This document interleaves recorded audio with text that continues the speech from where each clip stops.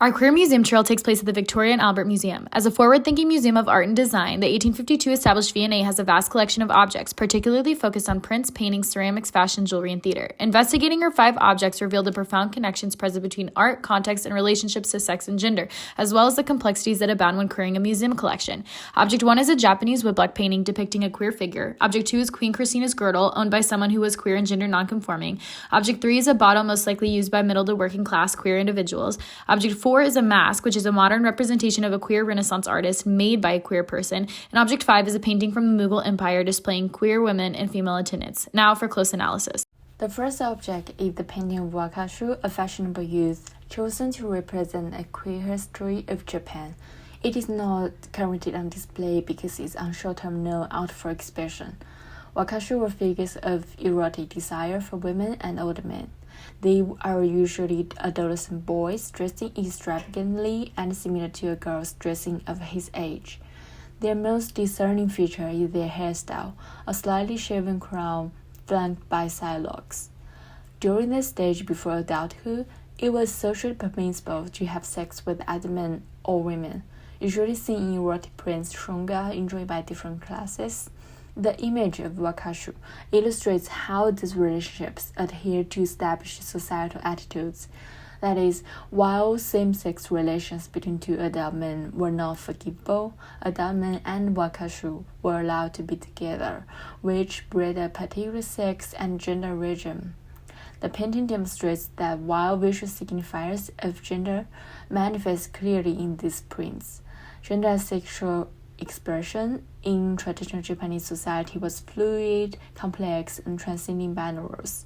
It resonates in today's Japanese society, which is still uncertain about blurred lines between genders and contributes to understanding the history of desires in Eastern Asia. Object number 2 is a girdle made anonymously in 1546 that was reportedly owned by Queen Christina of Sweden. Because Queen Christina's afterlife has often been queered, with Headstuff.org calling her a lesbian troublemaker in the 2015 film production of The Girl King, I wanted to find an object of her jewelry. The girdle, used to highlight the waist of a female that was also used as part of an earlier European male military uniform, is symbolic in that the male-female use of the girdle can also represent Queen Christina's gender transgressions. Specifically, Christina became queen at the age of 6, where, according to her father's wishes, she was educated as a prince, learning the classics as well as fencing, hunting, and horse riding. Later, Christina became known for unkempt hair, her wearing of men's frock coats, her masculine walk, masculine interests, and tendency to swear. In her own journals, Christina claims she felt an insurmountable distaste for marriage and for all the things that females talked about and did. While many modern historians claim a lack of evidence for Christina having sex of any kind, some categorizing her as asexual, a series of Christina's secret letters published posthumously in 1761 reveal passionate remarks made to female friends and have been often used as evidence for a sexual love of women. In particular, letters written for lady-in-waiting Ebba Spar have been cited as proof of lesbianism, as Christina writes that she belonged to Spar and had been loved by her for over 12 years. While Christina lived, members of her court acknowledged unconventionality, particularly in gender transgressions and her abdication of the throne in 1654, many believing it to be due to a secret conversion to Catholicism. Currently, Christina is often thought of as queer, regarded as asexual or lesbian. But why is the girdle not on display, and why is there no inclusion of Christina's notorious masculine attire in the website description, a fact that would prove insightful given the girdle's feminine nature? The V&A fails to acknowledge Queen Christina's queerness or represent her nonconformity to both gender and pressures of the crown, hinting at blind spots in queer curation and representation, especially in individuals with complex and undefined relationships to sex and womanhood. Ultimately, the girdle symbolizes being a queer royal in 17th century Scandinavia, rife with performative contradiction and restrictive in more ways than one. Manufactured by ceramist John Dwight, object number 3 is a late 17th century stoneware bottle used for serving and storing strong beers. The medallion of a cock surrounded by the words W. Morris Temple Bar etched onto this bottle suggests that it was owned by the famous Cock Alley House at Temple Bar in London. London during this time in early 18th century witnessed the emergence of a queer subculture. We see cruising grounds and molly houses burst onto London's social scene, along with an equally staggering rise in criminal records of sodomitical offences. Most of the molly houses were pubs and alley houses, located around Holborn, Temple Bar, Moorfields, and the Royal Exchange. Whereas some alley houses only served mollies, others provided private rooms for sex and orgies. These men were often strangers, picked up by the other, who bonded over beer and food, which in many cases led to sex. And unlike middle-class molly coffee houses, these taverns were frequented exclusively by the working class. Although we do not come across any specific sexual encounter from the alley house in question, the beer bottle must have lain at the center of many such secret rendezvous, the details of which we might never be privy to.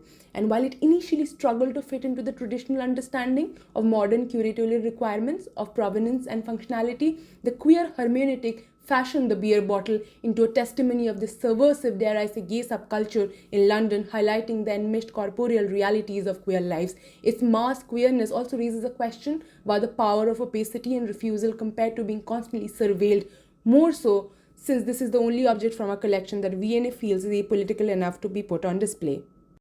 Object 4 is a mask used in Derek Jarman's 1986 biopic Caravaggio. I wanted to find a creative object that showed a modern representation of a queer Renaissance artist, so I searched within V&A's theatre and performance collection. As a queer filmmaker, Jarman used the past as a way of linking queer forebears to his own experience. He recreated Caravaggio's paintings and used them as a framing device to construct a narrative of Caravaggio's life. The mask was worn by the Pope as he attended an unveiling of Caravaggio's painting. While the Catholic Church condemned same-sex desire as immoral, it often commissioned works by Caravaggio for the purpose of propaganda against the backdrop of the Counter-Reformation. The biopic portrayed Caravaggio entangled in the love triangle with a man and a woman, viewing them both as objects of desire and using both male and female models for his homoerotic paintings. He was condemned to death by the Pope for killing his male love interest in a street brawl.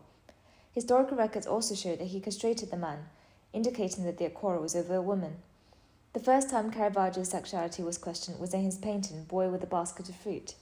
It shows an effeminate youth with sensual lips inviting the spectator to join his indulgent feast. His paintings, such as Barker's and The Musicians, depicts male beauty and erotic solicitation. His self-portrait as Medusa hints at his bisexuality. The result of gazing at Medusa is that one turns stiff, a reference to the male erection, while Medusa's face evokes the female sexual organ. Object number 5 depicts a Mughal painting that had to be manually rummaged as V&A's database showed 0 results for queer objects from early modern India. It is an early 18th century Mughal style painting commissioned by the ruler of the Mughal province of Awadh, Nawab Shujadullah. The painting depicts 2 women dressed in feminine attire, coquettishly looking at each other. The principal lady is being served wine by what S.S. Chakravarti calls a servant to a paramour. Several other female attendants appear in the scene, one of whom has seemingly cross-dressed as a man. V&A's description of the lover as the lady by her side hints at centuries of epistemic and cultural violence by the West. V&A's participation in this destructive process is evident in its efforts to obscure the reality of this Awadhi painting's acquisition as part of the wall loot. It also fails to acknowledge how such colonial trafficking sometimes dismembered paintings from their original albums. This vehement separation shares clear parallels with how pre-colonial sexual fluidities were denaturalized and criminalized, provoking centuries of violence against the LGBTQ communities in India, while they retold our stories that acquiesce with their Western notions of gender and sexuality. However, the allegorical universe of Mughal paintings provides an alternative here. The use of the classic artistic trope of Mughal heterosexual romance, including the enamored glances in the red wine, reifies the relationship depicted in the painting as one of love and sexual intimacy. The prevalence of such themes as pre-colonial same-sex love and gender nonconformity in the Indian subcontinent should not encourage pure valorization of such relationships, which themselves were fraught with rigid power relations concerning age and wealth. This painting is therefore a reminder to don an intersectional lens in queer curation to expose the power structures and hierarchies of race, class, caste and ableism underlying Eurocentric formulations of heteronormativity and gender binary. Overall, V&A as an upper-middle-class white museum shows a lack of geographical and class diversity in its collection of queer objects, with a large majority originating from Europe and owned, produced by or depicting rich, able-bodied white people, and very few concerning marginalized groups such as indigenous and black people. The museum exhibits practical concerns about the transgressive nature of queer objects, as many objects with queer connotations are either not labelled as queer or simply not on display. This might be due to a lack of empirical evidence when it comes to historical figure sexuality, or exercising caution in using modern taxonomies in the historical context, since terms such as homo and bi only came into existence in the early 20th century. Leaving objects open to the viewer's interpretation can be beneficial, since fluid gender identities in museum narratives offer more nuance than the binary opposition between homosexual and heterosexual. While V&A has made visible efforts towards a more inclusive queer space, such as a dedicated LGBTQ working group and exhibitions by queer figures like Donatello, it could benefit from more innovative ways of defining queer objects to encourage the general audience to question the heteronormative narrative. We have not included an Ottoman object in our selection because, due to cultural and religious reasons, the museum doesn't have any that depict homosexuality, despite the prevalent tradition of boy love. This means that one would have to queer such an object in the process of collection, but V&A's idea of queerness is limited and fails to take into account less explicit ways of understanding queerness. Finally, there is the issue of curation of violence. While many Asian objects are depicted as gifts, their origins and acquisition are increasingly contested since they are parts of colonial loot and spoliation, illustrating how violence is often left out of Britain's imperial past.